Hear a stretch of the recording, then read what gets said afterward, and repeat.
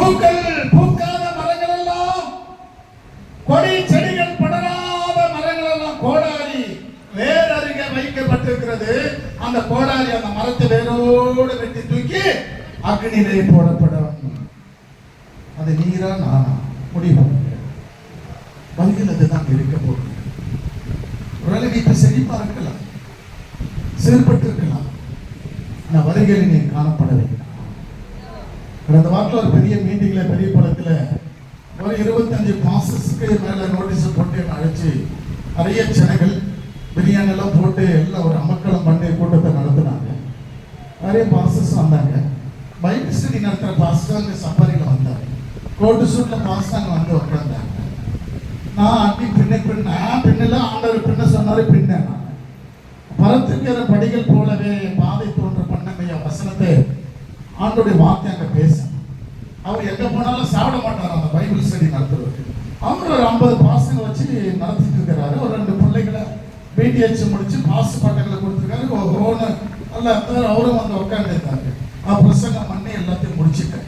சாப்பிடாதவரு இருந்து சாப்பிட்டு போனார். என்னன்னு கேட்டா, இந்த பிரசங்கம் என்ன மாத்திச்சு. எந்த குடுதலை போனாலும் நான் சாப்பிட மாட்டேன், வைராக்கியமா இருப்பேன். இது எப்படிப்பட்ட வாசனை, எப்படிப்பட்டவர்கள் யார் இவருன்னு ஒரு கேட்டு போன. நீ பைபிள் ஸ்டடி பண்ணி நீ என்ன பண்ண போற? இல்ல நீ பைபிள் ஸ்டடி 5 வருஷம் படிச்சு நீ என்ன பரலோகமா போயிட போற? முடியாது. 5 வருஷம் நீ பைபிள் ஸ்டடி படிச்சா கூட, நீ பைபிள் ஸ்டடியே நடத்தி ஒரு பாசங்களை உருவாக்கினா கூட பரலோகத்துக்கு உன்னால போகவே முடியாது. ஏன்? வசனம் சொல்லுது, கடைசி வரைக்கும் நிலைநிற்பவன ரட்சிக்கப்படுவான். இப்ப நான் பிரசங்கம் பண்றேன், நாளைக்கே நான் பாவத்துல விழுந்துட்டு நான் பரலோகம் போக முடியுமா? முடியும். என்னதான் பிரசங்கம் பண்ணாலும் பெற்ற ஆசீர்வாதத்துல என்னதான் நீங்க ஒவ்வொன்று வாழ்த்துனாலும் வாழ்த்துக்கள் நான் பாவத்தில் விழுந்துதான் படிச்சு போச்சு. 2வது, பரிசுத்தம் இல்லாதவன் பரலோக ராஜ்யத்துல பிரவேசிக்க முடியும். அப்ப எனக்குள்ள பாவம் இருக்குமானால் நான் என்னதான் பைபிள் ஸ்டடி பண்ணாலும், நான் என்னதான் ஒயிட் அண்ட் ஒயிட்ல இருந்தாலும், நான் என்ன அந்நிய பாஷை பேசினாலும், தீர்க்கதரிசன வார்த்தை பேசினாலும் நான் ஒண்ணும் இல்லை.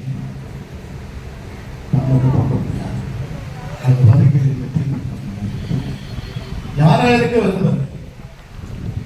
நீ யாரா இருக்க விரும்புகிறாய்? கனித்தர ஜாட்சி கொடியை போல இருக்க போறியா? இல்ல வேறொரு கோடாரி வைத்து நீ கனி கொடுத்துட்டா அந்த கோடாரி தூரமா போயிடும். நீ கனி கொடுக்கணும், அந்த மரத்தை வெட்டி போடுன்னு இயேசு சொன்னாரே. அப்ப அந்த மரத்தை வெட்டி போடணுமா? நீ என்ன மரமா இருக்க போகிறாய்? அறிவு தேவனுடைய பிள்ளைகளே, சங்கீதம் 90:10 சொல்லுகிறது, எங்கள் ஆயுசு நாட்கள் 70 ஆண்டுகள், பலத்தினால் மிகுதியான 80 வருஷமா இருந்தாலும் அதன் மேன்மையானது வருத்தம் சஞ்சலமே. அது சீக்கிரமாய் கடந்து போகிறது. நாங்களோ மடிந்து போகிறோம், நாங்களோ மடிந்து போய் விடுகிறோம். நீ என்னதான் பாட்டு பண்ணாலும், நீ என்னதான் பள்ளிக்கூடத்துல இங்கிலீஷ் பேசினாலும், நீ ஹிந்தி பேசினாலும் இது ஒண்ணுமே நடக்கவே நடக்காது. ஐயாவும் சர்டிபிகேட் கொடுக்க முடியாது, நானும் சர்டிபிகேட் கொடுக்க முடியாது. No recommendation, only spirit. பரிசுத்தம் இருந்தாதான் அருகிலே எடுத்துக்கொள்ள. 2 கள்ளன், ஒரு கள்ளன் நரகத்துக்கு போயிட்டான், ஒரு கள்ளன் வலது பாசத்தில் இருக்கிற கேட்டான், என்னையும் அடியனை நினைத்துக் கொள்ளணும், இப்பொழுதே என்னோடு கூட பரதேசில் இருப்பாய் என்று சொன்னார். பரதேசிக்கு போயிட்டான். நீ நிறைய ஊழியக்காரங்க பிரசங்கம் பண்றாங்க, கள்ளன் தெரியுமா? பரலோகம் போயிட்டான், பரலோகம் போயிட்டான், பரலோகம் போயிட்டான். பரலோகம் வேற, பரதேசி வேற. பரதேசி என்பது வெயிட்டிங் ஹால், இளைப்பாறுகிற ஒரு இடம். வான சிங்காசனத்துக்கு பூமிக்கு இடையில மத்தியில ஒரு இடம் இருக்கிறது, அது வெயிட்டிங் ஹால். அந்த இடத்துல இழப்பாரு. இயேசு வரும்போது பிரிப்பாரு, எல்லாத்தையும் பிரிச்சு அவனை கல்லன் என்ன பண்ண போறாரு? நரகத்துக்கு போக ஆணை எடுப்பான். என்ன காரணம்? அவன் ஞானஸ்நானம் எடுக்கல, பசுத்தாய் பெறல, அந்நிய பாஷை பேசல, தீர்க்கதரிசன வரங்களை உடையல, அவன் ஒண்ணுமே ரட்சிக்கப்படல, முத்திரை குத்தல.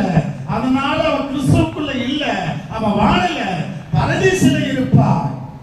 கொஞ்ச கொஞ்ச நாளைக்கு இழப்பாரிட்டு மறுபடியும் நரகத்துக்கு போனோம். அதுவே தேவனுடைய பிள்ளைகளே, எங்களுடைய ஆயுசின் நாட்கள் 70 என்று மோசே சொல்லுகிறான். மிகுதியான 80 வருஷம் எங்களால வாழ முடியும், அதுக்கு மேல வாழ முடியவே முடியாது. தேவனுடைய திட்டம், சட்ட திட்டம். அதுவே தேவனுடைய பிள்ளைகளே, நோவாவின் நாட்களை போல என்று சொல்லப்படுகிறது. நோவாவின் நாட்களை போல வசனம் லூக்கா 17:26 நோவாவின் நாட்களில் நடந்தது போல மனுஷகுமாரனுடைய நாட்களிலும் நடக்கும். நோவாவின் நாட்களையும் லோத்துவின் நாட்களையும் வருகைக்கு குறிப்பிடுவார். அருமை தேவனுடைய பிள்ளைகளை, பாவம் நிறைந்த உலகத்தை ஆண்டவர் குறிப்பிட்டு காட்டுகிறார். லோத்தின் காலத்தில் தேவ ஜனங்கள் கூக்குரலிட்டார்கள். பாவம் கூக்குரலிட்டது, பயங்கரமான பாவம். வருகை குறித்து அவர்கள் கவலைப்படவில்லை, எதிர்பார்க்கவில்லை. உண்மை இல்லை, உத்தமம் இல்லை, பரிசுத்தம் இல்லை, நேர்மை இல்லை. இந்த காதலை கேட்டு இந்த காதலை விட்டு விட்டார்கள். வருகின் ஓமானங்கள் என்ன என்ன சொல்லுகிறது, என்ன எச்சரிக்கிறது வேத வசனம்? நான் இதோ வருகிறேன், அவன் அவனுக்கு அளிக்கப்பட என்னோடு கூட வருகிறது, நான் செய்வேன். அருமை தேவனுடைய பிள்ளைகளே, வசனம் அருமையா சொல்லுகிற 29 வசனத்தின்படி லோத்தின் காலத்திலே அதிகமான பாவம் இருந்ததுனாலே, அக்கிரமம் அந்த சோதம் குமாரர்கள் நிறைந்திருந்ததுனால ஆண்டவர் சொன்னார், லோத்தே இந்த தேசத்தை விட்டு ஓடி போ, பிழைத்துங்கள் என்று சொன்னார். அவன் கொஞ்சம் தாமதித்தான்.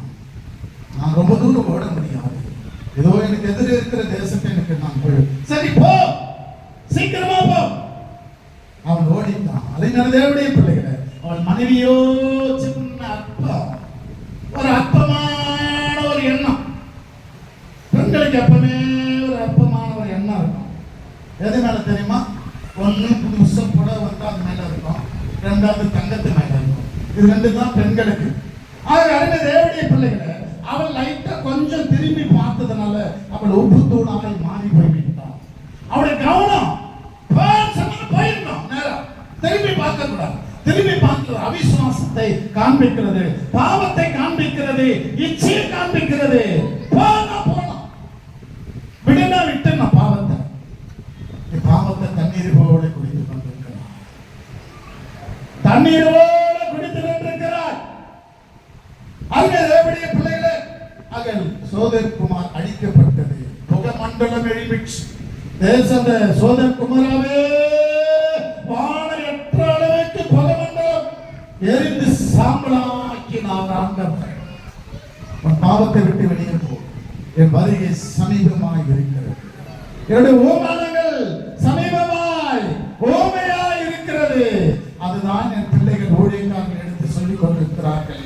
அருமை தேவனுடைய பிள்ளைகளே, ஆக சொல்லப்படுகிறது, லோத்தின் காலத்தில் புறப்பட்டு போன நாளிலே வனாந்தரத்துக்கு அக்னியும் கந்தமும் வருஷத்து எல்லாத்தையும் அழித்து போட்டார். கந்தக நெருப்பினாலே அழித்து போட்டார் என்று சொல்லப்படுகிறது. காரணம், அவர்கள் குடித்தார்கள், குடித்து வெறித்து ஆடினார்கள், முரத்தரை இல்லாமல் விபச்சாரங்கள் வேசித்தனங்கள் பண்ணினார்கள். அருமையான தேவனுடைய பிள்ளைகளே, முரத்தராத பெண் கொண்டார்கள், பெண் கொடுத்தார்கள், ஆனால் தேவனையோ தேடவில்லை. ஆக வருகை குறித்து அவர்கள் கவலைப்படவில்லை, நித்தியத்தையோ கவலைப்படவில்லை. அவர்கள் இன்மைக்காகவே அவர்களை வாழ்ந்தார்கள், இன்மைக்காகவே.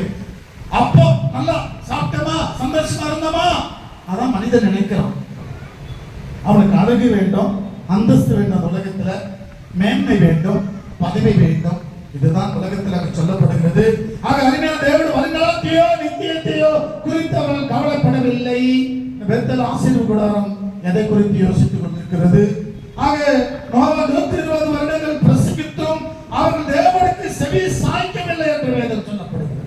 120 ஆண்டுகள் நோவா தீர்க்கதரிசி இந்த ஊழியக்காரன் பிரசங்கித்தான், பாவத்தை குறித்து எச்சரித்தான்.